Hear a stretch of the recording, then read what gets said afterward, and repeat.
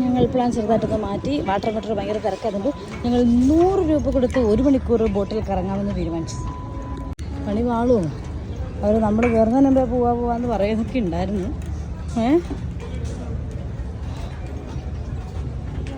ഇങ്ങോട്ട് പോയാ അവിടെ കപ്പലൊന്നുമില്ല. പലരോടെ നമ്മൾ ഇവരുടെ കാലിയാണ്. നീ ധൈര്യമായിട്ട് കയറിക്കോ. എനിക്ക് പേടിയാ.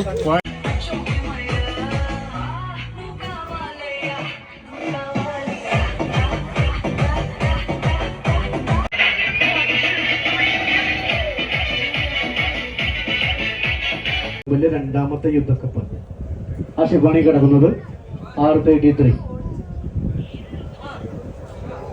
ഇത് ഡെപ്ത് ക്ലിച്ച് ചെയ്യുന്ന ഷിപ്പാണ്. ട്രെജറാണ് കയറി വരുന്നത്.